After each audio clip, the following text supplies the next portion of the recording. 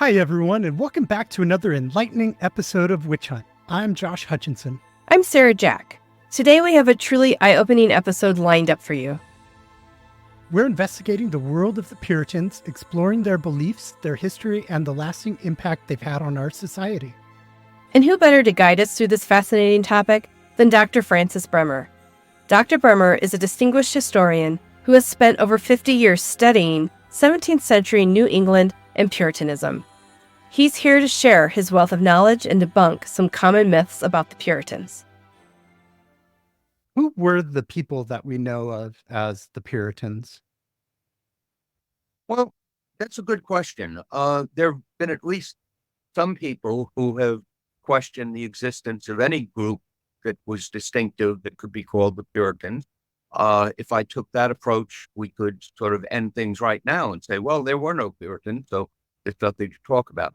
But generally speaking, we use the term to refer to English Protestants of the 16th and 17th century who approved the shift away from Roman Catholicism, which had started under Henry VIII, but who believed that it hadn't gone far enough, that there was more that had to be reformed. There were some things they objected to in the established Church of England and some things they wanted to add that the church didn't have. And if I can go through those, their objections were to what they called remnant of Roman Catholicism. They didn't want clergy to have to wear priestly vestments. They were critical of the veneration of images. They believed that you really shouldn't try to pick the image of God in painting or statuary. They rejected the idea that the altar rail should divide the people from the celebration of the Eucharist. And they objected to kneeling to receive the Eucharist, and there were other things as well. On the positive side, they believed that the Bible should be available to everyone in their native language. This meant that all believers should be literate and should regularly read the Bible to learn God's will. And they also emphasized that there should be a preaching ministry, an educated minister in every parish, so that the people could be guided in their understanding of the Bible.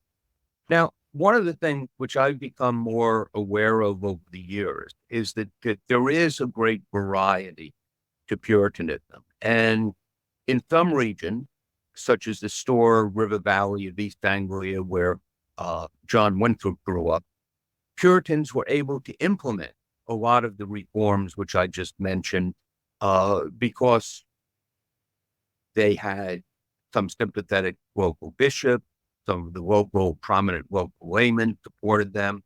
And so that they could, up until Charles I came to the throne in 1625, in regions like that, Puritanism really was thriving and growing and attracting a following. On the other hand, traveled just a short way to Groby in Lincolnshire, which we associate with the Pilgrims, and the powers to be were very hostile. And as a result, clergy who were Puritans were deprived of their living. Basically, they were fired from their clerical posts. Laymen were thrown into prison for activities. And as a result, some of these people separated. So some people talk about separatists and non-separatists, but all of these people are essentially Puritan. Now, to bring this toward our wheelhouse, one of the laws on the books in the New England colonies was against witchcraft. And people have this concept of Puritans as being zealous witch hunters. But I've read, that's not the case. What are your thoughts on that? Yeah, they're not. These are people, and I sometimes when I used to talk to students, I'm retired now, but I think the hardest thing to get them to understand was we tend to make a distinction between the natural order and the supernatural order, and there are some people in our society who sort of deny that there is anything supernatural, that what we see is what we have. For people in the 16th and 17th century, and Puritans among them, there is no such distinction. Everything that is natural and supernatural blended. And even though we can't see it, things that happen often happen for supernatural, because of supernatural influence. And while some of this can be positive, can be God sending the wind that blows away the ships of the Spanish Armada and thus saving England from the oppressive Spanish, it can also be the devil, because they do accept the fact, and the theology is somewhat tortured, but they do accept the fact, while God is the ultimate source of power in the universe, somehow the devil was able to rebel against this, one of the fallen angels.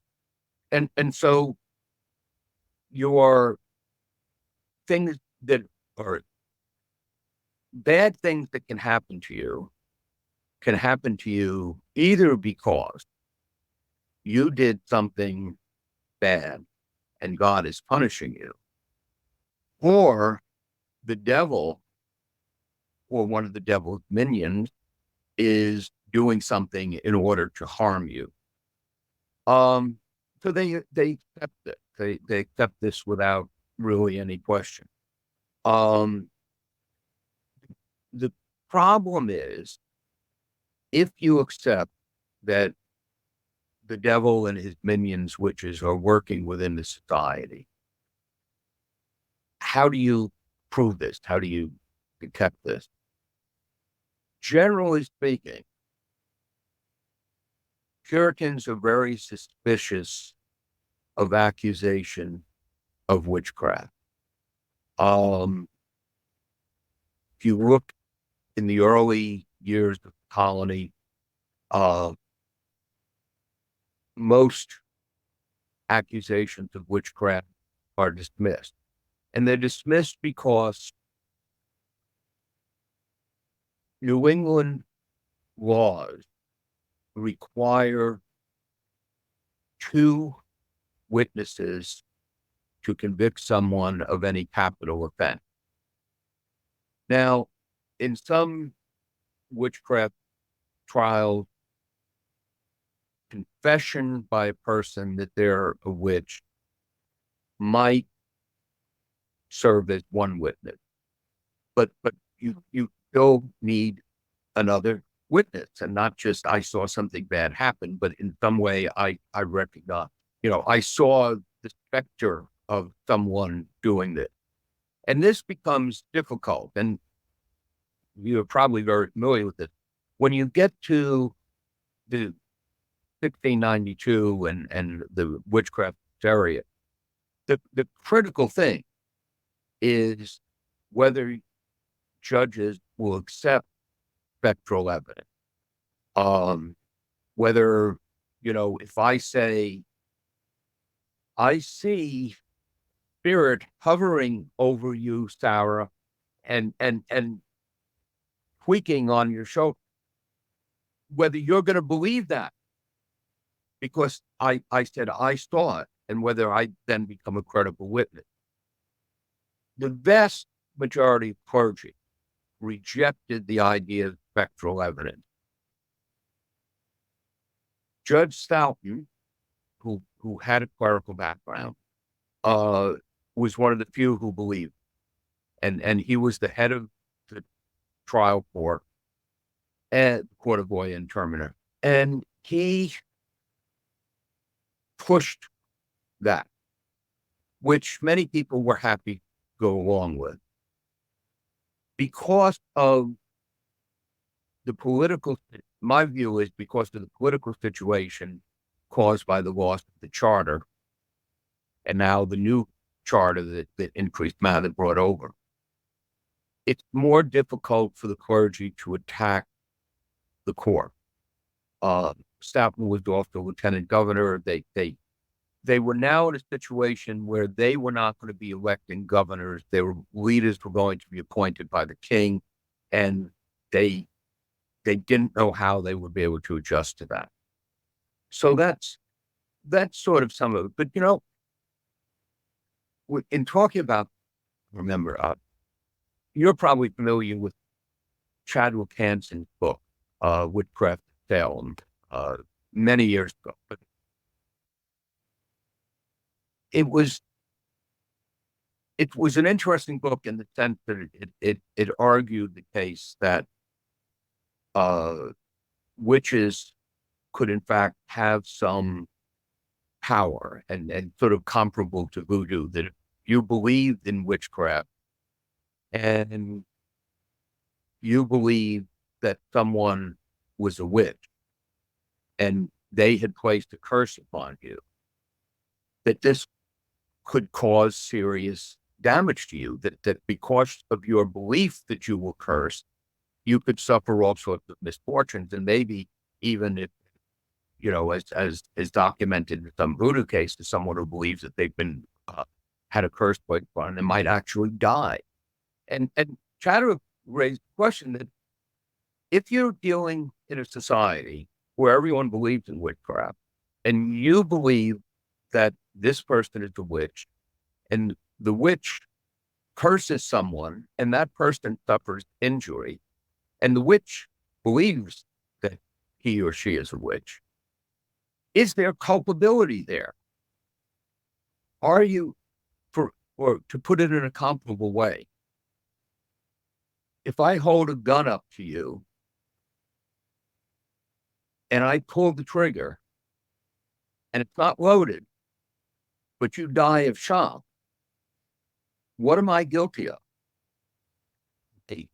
Well, there are other aspects of the book, and it's a fascinating book, and it deals with the Salem situation from an interesting perspective.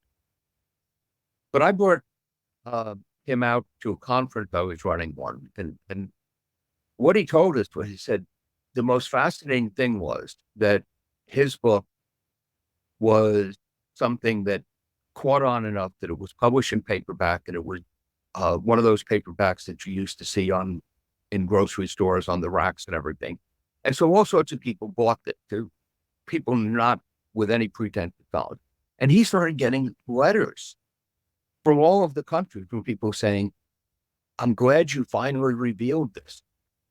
There's one of them living down the hall in my, apartment and so forth.